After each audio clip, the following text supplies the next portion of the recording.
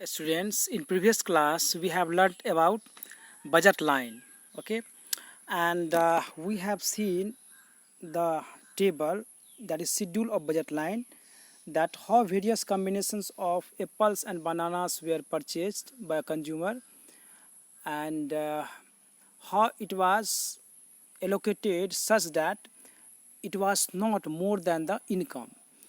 तो इसमें ये हम देखें कि what ever combinations were chosen by the consumer, that combination was not more than income, because it is not possible to spend more than income जितना उतना ही spend जो है करना possible रहता है बजट के अनुसार. तो इसीलिए the budget line shows the ability to purchase two goods.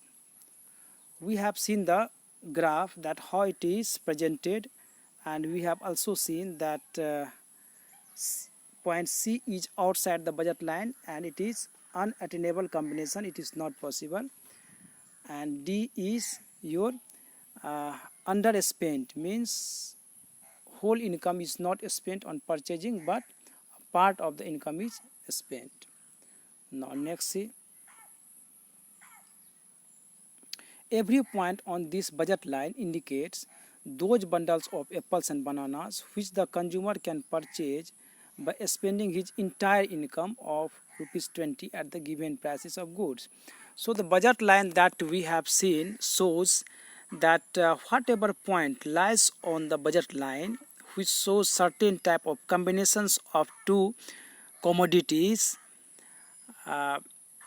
can be purchased, okay, if his entire income of ₹20 at the given prices of goods.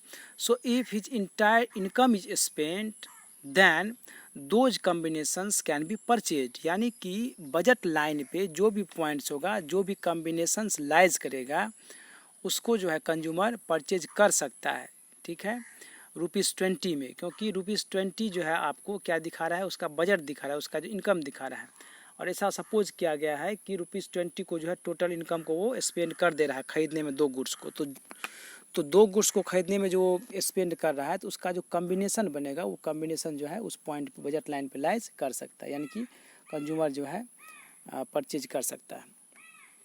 Now algebraic expression of budget line. Now how can we express the budget line by algebraic expression that we are going to see. The budget line can be expressed as an equation.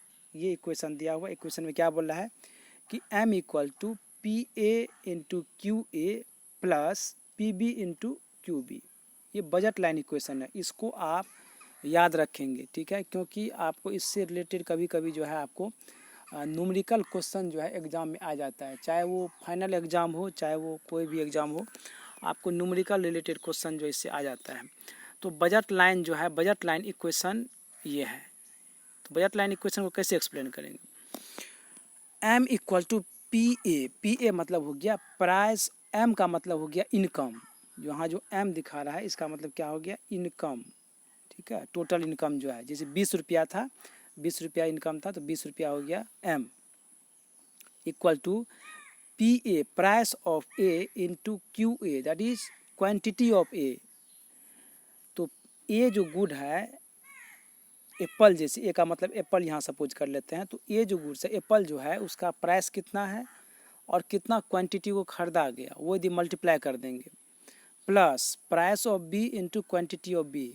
बनाना का price कितना है, एक बनाना का price कितना और कितना खरीदे, कितना क्वांटिटी जो है, कितना नंबर्स खरीदे. जब दोनों को मल्टीप्लाई कर देंगे और फिर दोनों को जोड़ देंगे, तो क्या हो जाएगा, आपको मनी इनकम जो है, जो इनकम है पास में, उसके इक्वल हो जाएगा. यानी कि price of Apple into number of apples purchase plus price of banana into number of bananas purchase. जब दोनों को हम लोग ऐड कर दिए, इसको और इसको, जब दोनों को हम लोग ऐड कर दिए, तो हम लोग क्या मिला, m मिला. यानी कि that is equal to the income और money that consumer have. And this is known as budget line equation. ये इसलिए बजट लाइन इक्वेशन बता रहा है कि जो बजट लाइन जो ड्रॉ होता है, वो इसी इक्वेशन पे बेस्ड रहता है. प्राइस जो है, आपको मालूम है कि प्राइस यहाँ कांस्टेंट रहेगा, हम लोग पहले एजम्पशंस कर चुके हैं. क्वांटिटीज़ वेरी कर सकता है, तो आपको QA और QB means quantity of Apple and quantity of bananas, ये दोनों चेंज हो सकता है, इसका वैल्यू जो है वेरी कर सकता है। तो इसका वैल्यू इस तरह से वहाँ पे देना है, इस तरह से नंबर्स वहाँ देना है, ताकि जो है आपको कैलकुलेट करने के बाद वो जो है M के बराबर हो जाए, यानी कि जो इनकम है उसके बराबर हो जाए। The consumer can buy any bundle A B such that, ना यहाँ पे एक कंडीशन यहाँ पे जो है आपको याद रखना है कि the consumer can buy any bundle A B, यानी कि एप्पल और बनानास का जो कॉम्बिनेशन है उसका, जिसको हम लोग बंडल बोलते हैं, वो जो है आपको खरीद सकता है, कोई भी बंडल खरीद सकता है, कोई भी कॉम्बिनेशन खरीद सकता है तब तक जब तक कि वो M is greater than equal to PA into QA plus PB into QB। ये जब ये price into quantity of apple plus price into quantity of banana, जब दोनों को जोड़ने के बाद हम लोग का जो वैल्यू होना चाहिए वो तो आपको या तो M से ज़्यादा होना चाहिए, ठीक है, या फिर उससे बराबर होना चाहिए, यानी कि इसका जो वैल्यू है वो आपको M से क्या होना चाहिए, या ज़्यादा होना चाहिए या बराबर। बराबर क्यों होना चाहिए, क्योंकि जो बजट है आपको उसी बजट के अनुसार, ठीक है, जो बजट है उसी बजट के अनुसार जो वो खर्च कर सकता है। यदि बजट से ज़्यादा हो जाएगा तो खर्च कैसे करेगा। तो यहाँ याद रखना है कि आपको M का जो वैल्यू है, जो मनी जो है आपको वो ज़्यादा रहना चाहिए और ये जो है कम रहना चाहिए, ठीक है। इसलिए ग्रेटर देन इक्वल टू, यानी कि M का वैल्यू जो है ये तब तक जो है कोई भी कंज्यूमर बंडल को खरीद सकता है जब तक जो है price into quantity Apple plus price into quantity of बनाना दोनों को जोड़ने के बाद या तो बराबर है या वो कम है, ठीक है। कम भी खरीद सकता है, अंडर स्पेंड उसको हम लोग बोलते हैं। तो या तो कम है तब वो खरीद सकता है या फिर इक्वल है, बराबर है तब। यदि ये ज़्यादा हो जाएगा M से तो ये पॉसिबल नहीं है। इस चीज़ को आप जो है याद रखेंगे।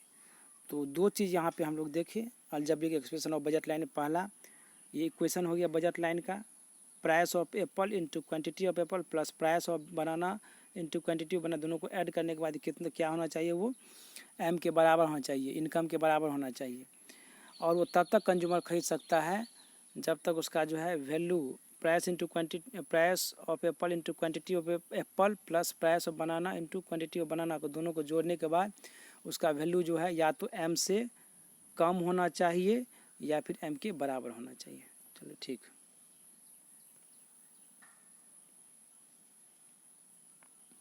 Next one is slope of the budget line. अब बजट लाइन का स्लोप कैसा होगा, ठीक है, उसका जो शेप होगा वो कैसा होगा। We know the slope of a curve is calculated as a change in variable on the vertical or y-axis divided by change in variable on the horizontal x-axis। अब कोई भी जो कर्व होता है, कोई भी जो ग्राफ होता है, उसका हम लोग स्लोप कैसे निकालते हैं, ठीक है, यानी कि उसका शेप का जो है आपको ये कैसा शेप होगा उसको हम लोग कैसे निकालते हैं। स्लोप निकालने का जो फार्मूला है वो है change in y divided by change in x, यानी कि delta y by delta x। तो y एक्सिस पे जो वैल्यू है, y एक्सिस पे जो वैल्यू है उसमें चेंज कितना हो रहा है और x एक्सिस में कितना चेंज, यानी कि x एक्सिस पे चेंज करने के y एक्सिस में कितना चेंज हो रहा है। यदि x एक्सिस पे हॉरिजॉन्टल एक्सिस पे वैल्यू को चेंज किया जा रहा है तो y एक्सिस पे कितना चेंज हो रहा है। तो इसको जो है तो ये आपको स्लोप बता, स्लोप को डिफाइन करता है और उसी तरह से जो है आपको ग्राफ बनता है। ओके ठीक है। तो in the example of apples and banana slope of the budget line will be number of units of bananas that the consumer is willing to sacrifice for an additional unit of apple, यानी कि slope of budget line equal to delta B by delta A. तो B here represents banana and A represents apple. तो delta B यानी कि एक Apple को बढ़ाने से यदि एक एप्पल को गेन किया जा रहा है, प्लस हो रहा है, तो कितना बनाना को छोड़ा जा रहा है, यानी कि एप्पल में चेंज हो रहा है एक, तो बनाना में कितना चेंज हो रहा है, ठीक है। तो एप्पल को जो एक्स एक्सिस पर रिप्रेजेंट कर रहे हैं और बनाना को वाई एक्सिस पे, तो एक्स एक्सिस पे चेंज होने से आपको वाई पे कितना चेंज हो रहा है, तो ये स्लोप डिफाइन करता है। So this is the slope of the budget line. Now price ratio. Price ratio is the price of the good on the X axis divided by the price of the good on the Y axis, यानी price ratio equal to P X by P Y. तो price ratio को आप simple इस तरह से देख सकते हैं कि दो प्राइस का जो है आपको रेशियो, ठीक है। तो प्राइस ऑफ एक्स, एक्स का क्या प्राइस है डिवाइड बाय वाई का क्या प्राइस है, दोनों का प्राइस को हम लोग जो यहाँ पर रेशियो निकालते हैं तो उसको हम लोग प्राइस रेशियो बोलते हैं।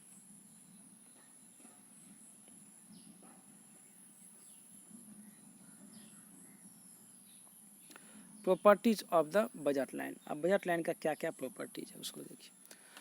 The two main properties of budget line are, budget line is downward sloping, ठीक है। बजट लाइन जो है डाउनवार्ड स्लोपिंग होगा। जब हम लोग स्लोप उसका देखेंगे बजट लाइन का, हम लोग जब स्लोप निकालेंगे तो आपको पता चला कि डाउनवार्ड स्लोपिंग, यानी कि budget line slopes downward from left to right, left से राइट जैसे ही जाएंगे तो डाउनवार्ड स्लोपिंग होगा।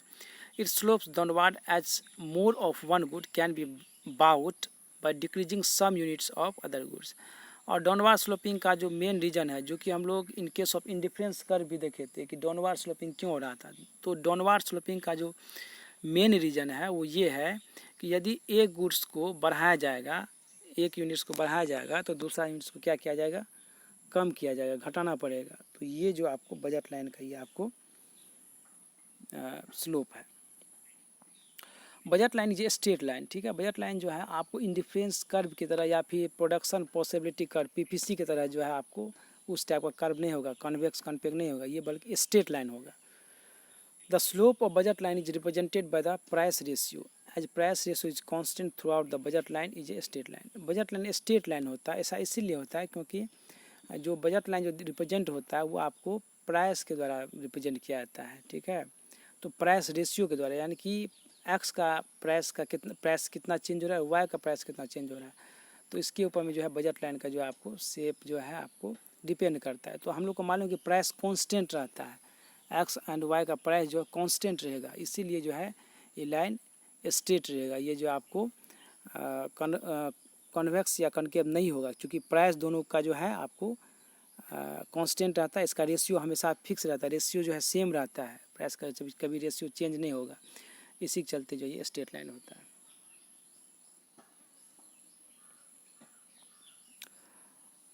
No shift in budget line, budget line कब शिफ्ट करेगा, शिफ्टिंग हम लोग पीपीसी का देखे थे, अब इसमें हम लोग देखते हैं कि शिफ्ट कब करेगा। Budget line is drawn with the assumptions of constant income of consumer and constant prices of the commodities.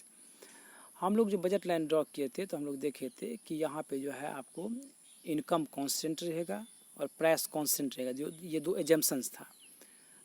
तो ये दोनों एजम्पशंस को यदि हम लोग ख़त्म कर देंगे तो आपको बजट लाइन शिफ्ट कर जाएगा। मतलब ये हुआ कि if budget line would shift if इधर income of the consumer changes और price of the commodity changes.